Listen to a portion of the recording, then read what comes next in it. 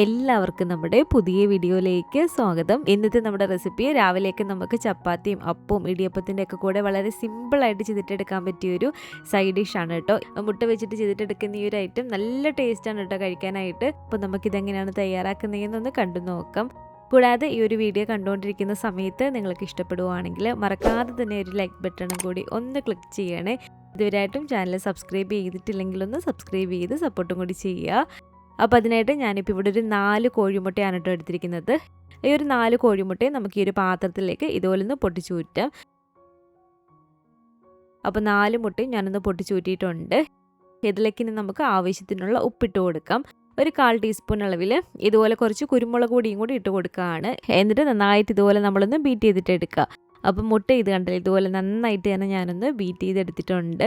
ഇനി നമുക്കിതിലേക്ക് വേണ്ടത് ഒരു മീഡിയം വലിപ്പമുള്ള സവാള ഇതുപോലെ ഈ ഒരു ക്യൂബ്സ് ആക്കി നമ്മളൊന്ന് കട്ട് ചെയ്തെടുത്തിരിക്കുന്നതാണ് കേട്ടോ.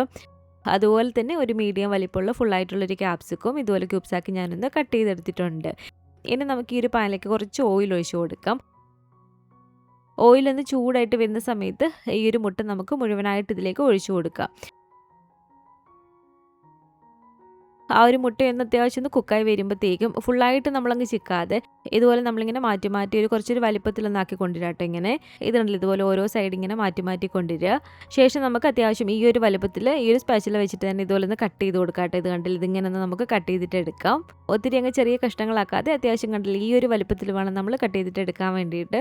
അപ്പോൾ ഇതുപോലെ കട്ട് ചെയ്തെടുത്തതിന് ശേഷം നന്നായിട്ട് ഈ ഒരു മുട്ട നമുക്ക് അത്യാവശ്യം ഒന്ന് മൊരിയിച്ചിട്ടെടുക്കാം കേട്ടോ. അപ്പോൾ ഇതുണ്ടല്ലോ, ഇതുപോലെ നന്നായിട്ട് ഞാൻ ഈ ഒരു മുട്ടയൊന്ന് മൊരിയിച്ചു എടുത്തിട്ടുണ്ട്. ഇതുപോലെ ഇതിന് നമുക്ക് മറ്റൊരു പാത്രത്തിലേക്കൊന്ന് മാറ്റി കൊടുക്കാം.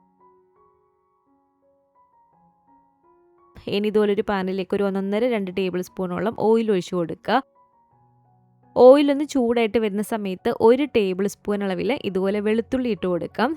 പിന്നെ വേണ്ടത് 1 ടീസ്പൂൺ അളവിൽ ഇഞ്ചിയാണ്. ഇഞ്ചി വെളുത്തുള്ളിയെക്കാട്ടിലും കുറച്ച് മതി. വെളുത്തുള്ളിയുടെ ഒരു ഫ്ലേവറാണ് കുറച്ചൊന്ന് മുന്നിട്ട് നിൽക്കേണ്ടത്. അപ്പോൾ ഇഞ്ചി ഒരുപാട് നമ്മൾ ചേർത്ത് കൊടുക്കരുത്. ഒരു 2 പച്ചമുളക് ഇതുപോലെ അരിഞ്ഞതും കൂടി ഇട്ട് കൊടുത്തിട്ട് നന്നായിട്ട് നമുക്കിതൊന്ന് ഇളക്കിയിട്ടെടുക്കാം. ഇതുപോലെ ഒരു ഇഞ്ചിയും വെളുത്തുള്ളിയൊക്കെ അത്യാവശ്യം ഒന്ന് മൂത്ത് വരുന്ന സമയത്ത് നമ്മൾ നേരത്തെ എടുത്ത് വെച്ചിട്ടുള്ള ഒരു സവാളയില്ലേ, ആ ഒരു സവാള ഇട്ട് കൊടുക്കുക.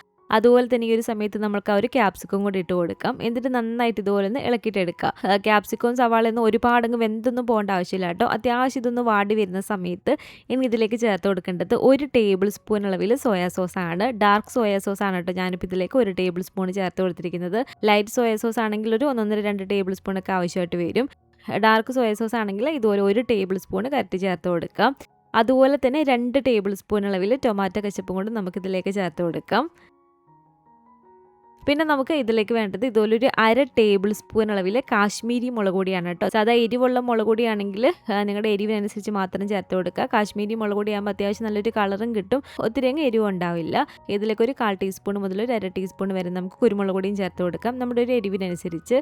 ഇനി ഇതിലേക്ക് 1 ടീസ്പൂൺ അളവിൽ വിനാഗിരിയും കൂടി ചേർത്ത് കൊടുക്കുകയാണ്. ഇതെല്ലാം ചേർത്തിട്ട് നന്നായിട്ട് നമുക്കൊന്ന് ഇളക്കിയിട്ടെടുക്കാം. ഇതിൻ്റെ ഒരു ഉപ്പ് നോക്കുക. നമ്മൾ ഇതിലേക്ക് സോയാ സോസ് ചേർത്ത് കൊടുത്തതാണ്. ആ ഒരു ഉപ്പും കൂടി നോക്കിയിട്ട് ആവശ്യത്തിന് ഉപ്പും കൂടി ചേർത്ത് ഇളക്കിയിട്ട് എടുക്കുക.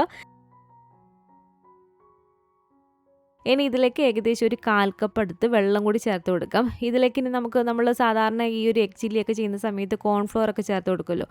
ഞാനിപ്പോൾ ഇതിലേക്ക് ഒരു കോൺഫ്ലോർ ഒന്നും ചേർത്ത് കൊടുക്കുന്നില്ല കേട്ടോ. ഒത്തിരി അങ്ങ് ഗ്രേവി ടൈപ്പിലല്ല ചെയ്യുന്നത്. ഇതുപോലൊരു 1/4 കപ്പ് വെള്ളം മാത്രം ചേർത്ത് കൊടുത്താൽ മതി. ഇതുപോലെ തിളച്ച് വരുന്ന സമയത്ത് നമ്മൾ നേരത്തെ റെഡിയാക്കി വെച്ചിട്ടുള്ള മുട്ടയില്ലേ, ആ ഒരു മുട്ട മുഴുവനും ഇതിലേക്ക് ചേർത്ത് കൊടുക്കുക. എന്നിട്ട് നന്നായിട്ട് ഇതുപോലെ ഒന്ന് മിക്സ് ചെയ്ത് കൊടുക്കുക കേട്ടോ. നല്ല പോലെ തന്നെ മിക്സ് ചെയ്ത് ആ ഒരു വെള്ളമയൊക്കെ വറ്റി നല്ല ഡ്രൈ ആയിട്ട് കിട്ടണം ഇതുപോലെ. ഇനി ഇതിൻ്റെ മുകളിലേക്ക് നിങ്ങൾക്ക് സ്പ്രിംഗ് ഒനിയൻ വേണമെങ്കിൽ ചെറുതായിട്ട് കട്ട് ചെയ്തിട്ട് കൊടുക്കാം, അല്ലെങ്കിൽ ഇതുപോലെ കുറച്ച് മല്ലിയില വേണമെങ്കിൽ ഇട്ട് കൊടുക്കാമെന്നാണ് കേട്ടോ. അപ്പോൾ ഞാനിപ്പോൾ ഇതിലേക്ക് കുറച്ച് മല്ലിയില മാത്രം ഇതുപോലെ ഒന്ന് കട്ട് ചെയ്തിട്ട് കൊടുക്കുകയാണ്. എന്നിട്ട് നന്നായിട്ട് ഇതുപോലെ ഒന്ന് മിക്സ് ചെയ്തെടുത്താൽ നല്ല അടിപൊളി ടേസ്റ്റി ആയിട്ടുള്ള സിമ്പിളായിട്ടുള്ള നമ്മുടെ ഒരു എഗ് ചില്ലി ഇവിടെ റെഡി ആയിട്ടുണ്ട്. ഞാൻ വെറുതെ പറയുന്നതല്ല, നമ്മൾ ചപ്പാത്തിയുടെ ഒക്കെ ഉണ്ടാക്കിയാൽ നമുക്ക് തീർച്ചയായിട്ടും ഇഷ്ടപ്പെടുന്ന ഒരു സൈഡ് ഡിഷാണ്. അപ്പോൾ ഇതുപോലെ നിങ്ങൾ ഉണ്ടാക്കി നോക്കിയിട്ടില്ലെങ്കിൽ തീർച്ചയായിട്ടും ഒന്ന് ട്രൈ ചെയ്ത് നോക്കണേ. ഉണ്ടാക്കി നോക്കിയിട്ട് നിങ്ങളുടെ അഭിപ്രായങ്ങളൊക്കെ മറക്കാതെ തന്നെ നമ്മുടെ കമൻറ്റ് ബോക്സിൽ ഒന്ന് വന്നറിയിക്കുക. അതുപോലെ തന്നെ ഈ ഒരു വീഡിയോ ഇഷ്ടപ്പെട്ടെങ്കിൽ മറക്കാതെ തന്നെ ഒരു ലൈക്ക് ബട്ടണും കൂടെ ഒന്ന് ക്ലിക്ക് ചെയ്യുക. നിങ്ങളുടെ ഫാമിലിയും ഫ്രണ്ട്സും ഒക്കെ ആയിട്ട് നമ്മുടെ ഒരു വീഡിയോ ഒന്ന് ഷെയർ ചെയ്ത് കൊടുക്കുക. പുതിയതായിട്ട് ഈ ഒരു ചാനൽ ആരെങ്കിലും കാണുന്നുണ്ടെങ്കിലും ഇതുവരെയായിട്ടും ഈ ഒരു ചാനൽ സബ്സ്ക്രൈബ് ചെയ്തിട്ടില്ലെങ്കിലും താഴെ കാണുന്ന ഒരു സബ്സ്ക്രൈബ് ബട്ടണും കൂടി ഒന്ന് പ്രസ് ചെയ്ത് സപ്പോർട്ട് ചെയ്യണേ. കൂട്ടത്തിൽ കാണുന്ന ബെൽ ഐക്കണും കൂടെ ഒന്ന് ക്ലിക്ക് ചെയ്ത് അതിൽ ഓൾ എന്നൊരു ഓപ്ഷൻ തന്നെ കൊടുക്കുകയാണെങ്കിൽ ഞാൻ പുതിയ റെസിപ്പികളൊക്കെ ഇടുന്ന സമയത്ത് നിങ്ങൾക്ക് അതിൻ്റെ നോട്ടിഫിക്കേഷൻ കിട്ടുന്നതായിരിക്കും. ഇൻഷാ അല്ലാഹ് വീണ്ടും നമുക്കിതുപോലെ നല്ലൊരു റെസിപ്പി ആയിട്ട് കാണാം.